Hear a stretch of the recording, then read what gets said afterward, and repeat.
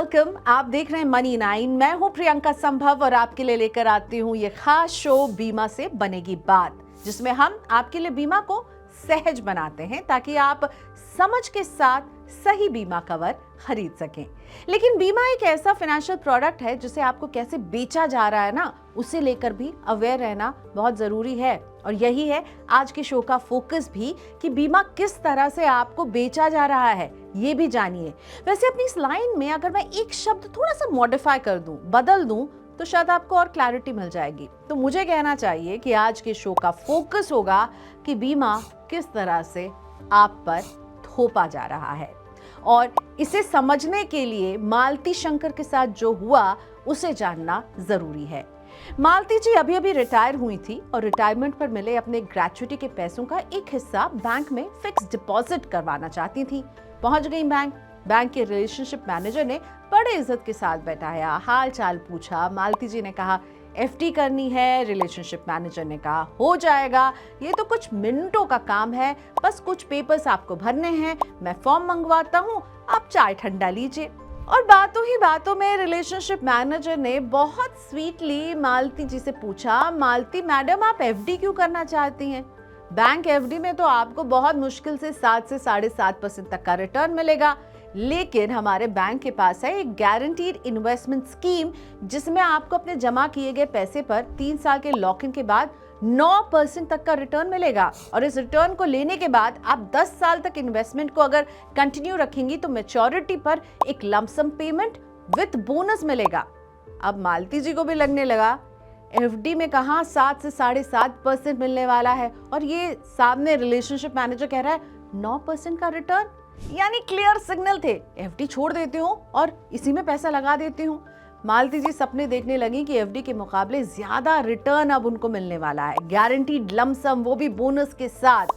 लेकिन जरा रुकिए, सॉरी मालती जी, इन सपनों पर हमें पानी फेरना पड़ेगा, क्योंकि बैंक का ये रिलेशनशिप मैनेजर जो बहुत स्वीटली आपको अप्रोच कर रहा है और रिटर्न के सब्ज बाग दिखा रहा है, उसकी सच्चाई कुछ और है। वो आपको क्या नहीं बता रहा है वो सुन लीजिए। पहला, आप फिक्स डिपॉजिट करने गई हैं, लेकिन उस पैसे को वो जमा नहीं करवा रहा है आपसे, बल्कि उसको इन्वेस्ट करवा रहा है, वो भी यूनिट लिंक्ड इन्वेस्टमेंट प्लान में। एफडी पर आपको कम लेकिन एक फिक्स्ड गारंटीड ब्याज मिलेगा, लेकिन यूलिप जैसे निवेश में रिटर्न ना फिक्स्ड होगा ना गारंटी। इसमें आपका पैसा इक्विटी मार्केट में डाला जाएगा और वहां आपको रिटर्न की गारंटी देने का मतलब है कि आपको झांसा दिया जा रहा है। और आपको क्या नहीं बताया जा रहा है, आपको कहा जा रहा है ना कि सिंगल वन टाइम पेमेंट करना है, लेकिन हो सकता है कि ये 3 साल तक आपको प्रीमियम इसका भरना पड़े, जिसे क्लियरली साफ साफ बोला ही नहीं जाएगा। 3 साल के पहले आप समझ जाएंगे कि ये निवेश मेरे लिए सूटेबल नहीं है, मैं क्यों 3 साल तक प्रीमियम भरूं, और आप इसे सरेंडर करना चाहेंगी, तो जितनी भी जमा रकम होगी ना, उसका 40 से 60% हिस्सा जो है वो काट लिया जाएगा और तब आपको कम पैसे लौटेंगे। और अगर आप इसे 10 साल तक कहेंगे कि चलो पड़े रहने तो 10 साल तक कंटिन्यू करते हैं, तो वो जो 9% के आपको सब्ज बाग दिखा रहा है ना, ऐसा कुछ नहीं है, 6 से 7% तक का ही आपको रिटर्न मिलेगा। लेकिन एक बात नोट की, मालती जी ने तो पूछा ही नहीं ना कि उन्हें इन्वेस्टमेंट करना है, वो तो एफडी करने गई थी, वो तो कोई स्कीम मांग ही नहीं रही थी। फिर ये रिलेशनशिप मैनेजर क्यों स्कीम के बारे में उन्हें बताने लगा? यही तो खेल है जो बैंक के एम्प्लॉय बैंक के ग्राहकों के साथ कर रहे हैं और ग्राहकों को चिपका रहे हैं ऐसा फाइनेंशियल प्रोडक्ट जिसकी उन्हें शायद जरूरत ही नहीं है। इस तरह की पुश सेलिंग का सामना करने वाली मालती अकेली नहीं है, बल्कि बैंक की इस तरह के बीमा थोपाई प्रोग्राम यानी मिस सेलिंग का शिकार हर साल हजारों लोग हो रहे हैं। तो चलिए, मिस सेलिंग ये जो शब्द है ना, इसका मतलब आपको समझाते हैं। जब आपको कोई प्रोडक्ट बेचा जाता है जिसकी आपको कोई जरूरत नहीं है, पर उसे इतना अट्रैक्टिव बताया जाता है, उसके फीचर्स इतने अच्छे होते हैं और आपको बढ़ा चढ़ा कर उसे पेश किया जाता है कि आप उसे खरीद लेते हैं, यही है मिस सेलिंग। ये भी आपको जानना जरूरी है कि बैंक कोई गलत नहीं कर रहे हैं, बैंकों को पूरी परमिशन है फाइनेंशियल प्रोडक्ट सेल करने की, लेकिन सेलिंग की परमिशन है। हो क्या रही है? Miss selling. यानी सेलिंग और मिस सेलिंग की जो लाइन है ना, वो ब्लर हो जाती है। साल 2000 में सरकार ने बैंक एश्योरेंस मॉडल को मंजूरी दी थी। द बैंकिंग रेगुलेशन एक्ट के सेक्शन 6 के तहत बैंक को इंश्योरेंस बेचने की अनुमति है। बैंक बीमा के कॉर्पोरेट एजेंट कहलाए जाते हैं। मकसद ये था कि बैंक अपने ब्रांचेस के लंबे चौड़े नेटवर्क के तहत बीमा को ज्यादा लोगों तक पहुंचा पाएंगे। बैंक के लिए ये मौका साबित हुआ आसान कमाई का। बैंक्स के लिए बीमा का कमीशन जो मिनिमम रिस्क के साथ आसानी से मिलने लगा। अब सोचिए, जब बैंक लोन देकर उसके ब्याज से कमाते हैं तो पैसा पहुंचने में वक्त लगता है, और अगर कभी किसी ने लोन नहीं चुकाया तो पैसा डूबने का भी खतरा रहता है। लेकिन इंश्योरेंस में तो ऐसा कुछ नहीं है ना। आप जैसे ही बीमा खरीदते हैं बैंक से, अपफ्रंट बैंक्स को उस बीमा से जुड़ा कमीशन उनकी किटी में चला जाता है। और कितना कमीशन, ये भी जान लीजिए। लाइफ इंश्योरेंस प्रोडक्ट में तो पहले प्रीमियम के पेमेंट से ही 65% कमीशन एजेंट की जेब में जाता है। बैंक के फाइनेंशियल प्रोडक्ट की मिस सेलिंग पर वन फाइनेंस मैगजीन की एक चौंकाने वाली रिपोर्ट सामने आ रही है। इस रिपोर्ट का नाम है द मिस सेलिंग मेनेस।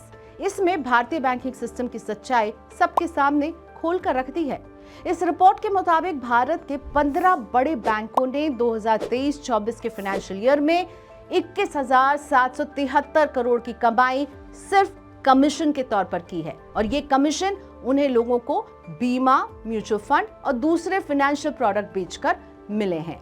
अब आप ये कहेंगे कि बैंक तो फाइनेंशियल प्रोडक्ट बेच सकते हैं ना, फिर इसमें बुराई क्या है? पेज तो यहाँ फंसता है कि ये प्रोडक्ट ग्राहकों की जरूरत को देखकर नहीं बल्कि बैंकों के फायदे के लिए बेचे जा रहे हैं, और कई बार तो बिना ग्राहक को पूरी जानकारी दिए बगैर ही, और कई बार ग्राहकों से पूरी सहमति लिए बगैर ही उन्हें बेच दिया जाता है। रिपोर्ट में बताया गया है कि बैंक को बीमा बेचने पर ज्यादा फायदा मिलता है। बीमा पर म्यूचुअल फंड की तुलना में 2 से 11 गुना तक ज्यादा कमीशन मिल जाता है। साथ ही में पॉलिसी लंबे समय के लिए चलती है, 10 से 15 साल की होती है, और प्रीमियम पेइंग टर्म जितना लंबा होता है तब तक बेचने वालों को कमीशन मिलता रहता है। सीनियर सिटीजन्स इस तरह की स्कीम के आसान टारगेट बन जाते हैं, जिन्हें असल में ऐसे प्रोडक्ट की जरूरत ही नहीं होती है। इस रिपोर्ट में ऐसे कई मामले सामने आए हैं जहां 60 से 65 साल के बुजुर्गों को यूलिप और इंडाउमेंट प्लान भेज दिया गया है, जो अक्सर 10 से 15 साल के लॉक इन पीरियड के साथ होते हैं। सोचने वाली बात यह है कि एक 60 से 65 साल के बुजुर्ग के लिए ऐसी स्कीम किस काम की है जिसका लॉक इन पीरियड 10 से 15 साल का हो। एक और हैरानी वाली finding the miss selling menace report में बैंकों के रिलेशनशिप मैनेजर्स ने खुद माना है कि उन्हें ऊपर से निर्देश मिलते हैं कि ग्राहक के लिए प्रोडक्ट सही हो या नहीं, बस प्रोडक्ट बेच डालो। कर्मचारियों पर सेल्स टारगेट पूरा करने का इतना प्रेशर रहता है कि सारे नियमों को ताक पर रखकर बीमा थमाने में वो जुटे रहते हैं। इस सर्वे में शामिल थे 15 शहरों के 20 बैंक के रिलेशनशिप मैनेजर, जिनमें 57.6% ने माना है कि प्रोडक्ट के लिए ग्राहक फिट है या नहीं उसे वो नजरअंदाज करते हैं और प्रोडक्ट बेच देते हैं। 84.3% लोगों ने माना है कि 0 से 5 के स्केल में सेल्स प्रेशर 3 के स्तर पर उनके ऊपर बना रहता है। फाइनेंशियल प्रोडक्ट की मिस सेलिंग की शिकायतों पर मार्केट रेगुलेटर सेबी ने कई सख्त कदम उठाए और इसके अच्छे परिणाम भी नजर आए। सेबी ने म्यूचुअल फंड इंडस्ट्री में सुधार करते हुए अपफ्रंट कमीशन ही बंद कर दिया। साथ ही में डायरेक्ट प्लान्स की शुरुआत की ताकि सिस्टम में ट्रांसपेरेंसी आ सके, लेकिन बीमा को लेकर ऐसी कोई सख्ती दिखती ही नहीं है और इसीलिए धड़ल्ले से बीमा की मिस सेलिंग जारी है। आरबीआई के deputy governor M Rajeshwar Rao ने कहा है कि अब समय आ गया है कि बैंक के मिस सेलिंग यानी गलत तरीके से फाइनेंशियल प्रोडक्ट बेचने पर रोक लगाई जाए, कड़े रेगुलेशंस बनाए जाएं। साल 2023-24 में आरबीआई ओम्बुड्समैन और सेंट्रलाइज कंप्लेंट सिस्टम में ग्राहकों से मिस सेलिंग से जुड़ी शिकायतों में 33% की बढ़ोतरी देखने को मिली है और अगर ऐसा ही सब कुछ चलता रहा तो ग्राहकों का बैंकिंग सिस्टम से विश्वास उठ जाएगा। नए ग्राहक आने से कतराएंगे जो पूरे फाइनेंशियल इकोसिस्टम के लिए बुरा साबित होगा। आरबीआई की डेप्यूटी गवर्नर की चिंता से 2 बड़े बयान की याद मुझे आ गई। पहले वित्त मंत्री निर्मला सीतारमण का वक्तव्य, बैंक अपने कोर बैंकिंग प्रोडक्ट और सेवाओं पर ध्यान दें, ना कि बंडल अप करके दूसरे फाइनेंशियल प्रोडक्ट बेचें। और इसी तर्ज पर इरडा चेयरमैन देबाशीष पांडा ने भी कहा था कि बीमा के विस्तार के लिए बैंक महत्वपूर्ण भूमिका निभा सकते हैं, लेकिन कुछ दिनों से इस सिस्टम में कई बुराइयां आ गई हैं। उन्होंने कहा था इल्स जो है वो इस सिस्टम में आ गए हैं। तो चलिए अब आपको क्या करना ये समझिए, क्योंकि आपके पैसों की सुरक्षा आपके हाथों में है। गलत बीमा में ना फंसे आपका पैसा। बैंक गए हैं तो बैंक में बैंक का काम कीजिए, ना कि उनसे निवेश या बीमा खरीदिए। ज्यादा रिटर्न के चक्कर में कहीं भी निवेश करने के लिए बिना खुद से जांच किए पैसा नहीं लगाइए या यूं कहें कि फंसाइए। निवेश को निवेश समझिए और बीमा से इसे मिक्स मत कीजिएगा। निवेश में रिटर्न मिलता है और बीमा का मकसद होता है प्रोटेक्शन, जीवन का प्रोटेक्शन, मेडिकल बिल के खर्चों से प्रोटेक्शन। बैंक अगर किसी तरह की जोर जबरदस्ती करते हैं तो आप उनकी शिकायत आरबीआई के पास कर सकते हैं। आरबीआई के कंप्लेंट मैनेजमेंट सिस्टम यानी सीएमएस पर ऑनलाइन जाकर आप कंप्लेंट कर सकते हैं उनकी वेबसाइट पर। रिटन लेटर भेजना चाहते हैं तो centralise receipt and processing centre को आप लेटर भेज सकते हैं। पता आपकी स्क्रीन पर नजर आ रहा है। Centralise receipt and processing centre यानी CRPC, 4th floor, sector 17, Chandigarh. इसके साथ ही आप आरबीआई के कॉन्टैक्ट सेंटर का नंबर भी नोट कर लीजिए, 1448, जिससे आप बात करके आपको कंप्लेन कैसे करनी है और जो भी जानकारी चाहिए वो यहाँ पर मिल जाएगी। तो ख्याल रखें, बीमा सोच समझ कर ही खरीदें। जब ये प्रोडक्ट आपको पुश किया जाए ना तो आप अपने आप को इससे दूर ले जाइएगा, ठीक है? तो चलिए आज के शो में इतना ही। अगले हफ्ते हम फिर इंश्योरेंस के एक ऐसे टॉपिक को लेकर आएंगे। अगर आपके मन में कुछ सवाल है या फिर आपके साथ कोई ऐसी स्टोरी हुई है जिसमें आपको बीमा मिससेल किया गया है तो कमेंट सेक्शन में जरूर शेयर कीजिएगा। Thank you for watching us. Money 9 देखते रहिए।